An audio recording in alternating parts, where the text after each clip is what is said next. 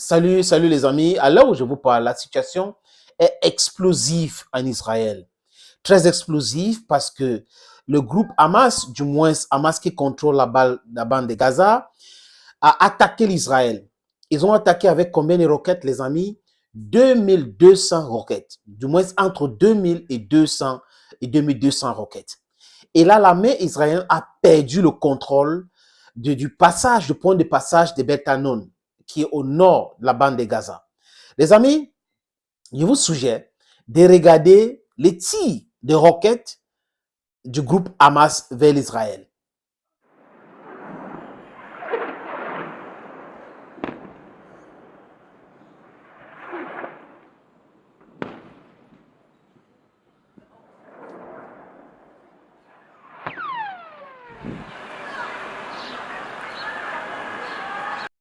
Voilà.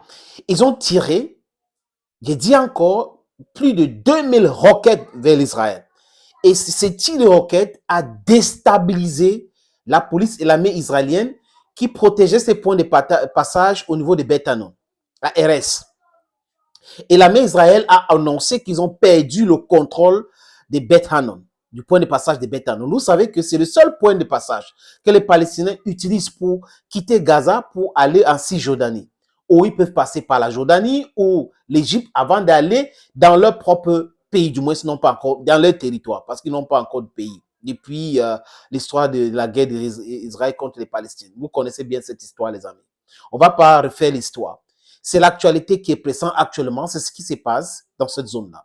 Voilà une situation explosive. On aimerait voir les Américains et les Européens, les Otaniens régler ces problèmes. Parce qu'à chaque fois qu'on gèle un conflit, désolé les amis, la situation reste toujours explosive. Tant que les Palestiniens n'auront pas l'État à eux et vivent côte à côte avec les Israéliens, tant que les différents gouvernements de droite israélienne ne vont pas encourager ce processus de se produire, il y aura toujours cette tension-là. La perte en vie humaine, le désordre, la guerre et autres, ça ne profite à personne. Et vous tous, vous le savez très bien, les amis, que le Gaza, ça veut dire que c'est une grande prison à ciel ouvert. Est-ce que les gens peuvent vivre comme ça? Pourquoi les Nations Unies, pourquoi les Américains, pourquoi les Russes, pourquoi l'Union européenne, pourquoi ils ne font pas tout pour régler cette situation? Pourquoi ils gèlent ce conflit? Pourquoi ils gèlent ce conflit?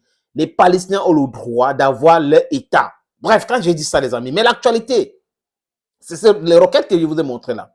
Et les tirs massifs, les Israéliens ne s'attendaient pas à 2200 roquettes tirées dans la bande de Gaza par les Palestiniens, le groupe armé Hamas. Les amis, et je vous montre, après les tirs de ces roquettes, qu'est-ce qui s'est passé? Les Palestiniens ont envahi ces points de passage et selon les dernières nouvelles, 35 Israéliens ont été capturés. Ils sont en captivité maintenant dans la bande de Gaza. En captivité. D'autres ont été blessés par les tirs de ces roquettes-là. Les amis, je vous montre le désordre qui régnait il y a quelques instants au niveau de ce point de passage à Beth Anon ou à Erez, si vous voulez bien. Le seul point de passage que les Palestiniens utilisaient, du moins s'ils veulent aller de façon directe pour aller en Cisjordanie, dont ils devaient traverser l'Israël, ce point de passage. Les amis, regardez ceci.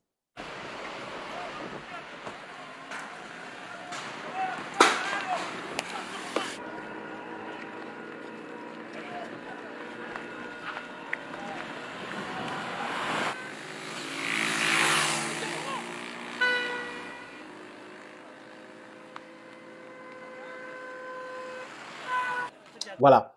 C'est le désordre qui régnait il y a quelques instants, même les amis, au niveau de ce point de passage où le groupe Hamas a annoncé avoir capturé les Israéliens et que l'armée israélienne a fui cette zone. La police a fui cette zone parce qu'ils ont déclaré qu'ils ont été débordés par le nombre de Palestiniens qui sont venus en masse pour traverser ces points de passage et compte tenu du fait que les roquettes étaient tirées au même moment, les amis, au même moment. Et là, ils ont capturé les voitures israéliennes. Ils ont ramené ça dans la bande de Gaza. Et je vous montre encore cette image, les amis. Ils sont en train de jubiler et ils veulent détruire. Ils ont même brûlé. Voilà, qu'est-ce que j'ai dit? Ils jubilaient parce qu'ils ont capturé ces voitures-là, capturé les Israéliens. Ils ont éliminé d'autres. Et là, ils sont en train de détruire les véhicules qu'ils ont capturés. Regardez les amis.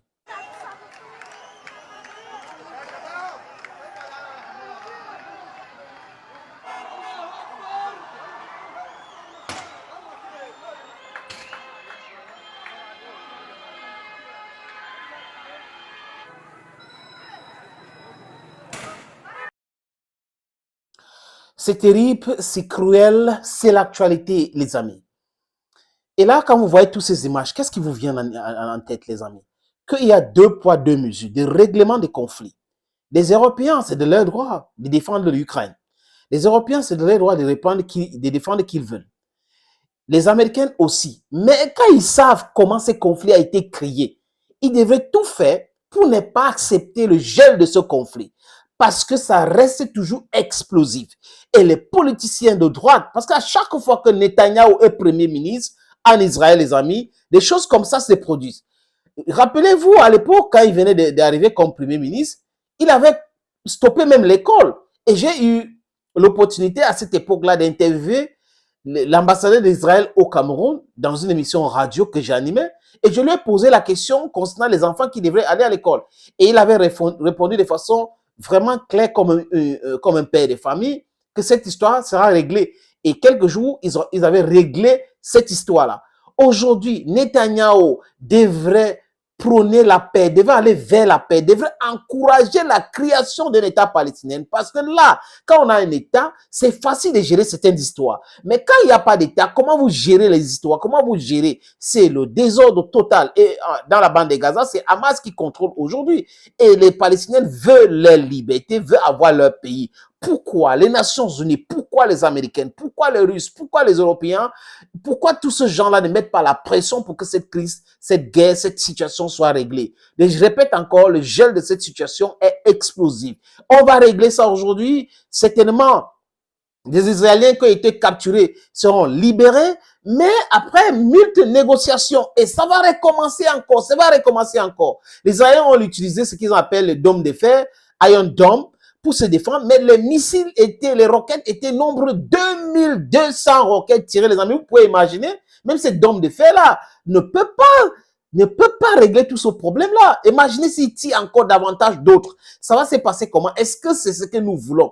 Nous voulons la paix, nous voulons que les Palestiniens aient l'État, que l'Israël vive en paix et que les politiciens israéliens, surtout de l'extrême droite, arrêtent d'utiliser cette situation pour gagner les élections dans ce pays. Ça n'aide personne que ce conflit dure depuis des années. 50 ans, ce n'est pas normal qu'on gèle un conflit comme ça. Ce n'est pas normal qu'on laisse une situation explosive comme ça. Les amis, et Benjamin Netanyahou, comme à son habitude, est très en colère. Il déclare la guerre. Il dit que l'Israël est en situation de guerre et que le groupe Hamas va subir. C'est-à-dire que l'attaque qu'il est en train de préparer pour mener contre la bande de Gaza, ça sera massive, destructive. Il a promis l'enfer au groupe Hamas. On va regarder comment cette situation va se dérouler, mais ce n'est pas une bonne situation, les amis. C'est une situation complexe qu'on peut régler, mais les gens qui peuvent régler la situation se sont endormis parce qu'ils pensaient que bon, ça arrange, si c'est comme ça arrange tout le monde. Les amis, je vous suggère de regarder les déclarations faites par le premier ministre israélien. On regarde Netanyahou. אזרחי ישראל, אנחנו במלחמה, לא במבצע, לא בסבבים, במלחמה. הבוקר חמאס פתח במתקפת פתע רצחני נגד מדינת ישראל ונגד אזרחיה. אנחנו בתוך זה משעות הבוקר המוקדמות.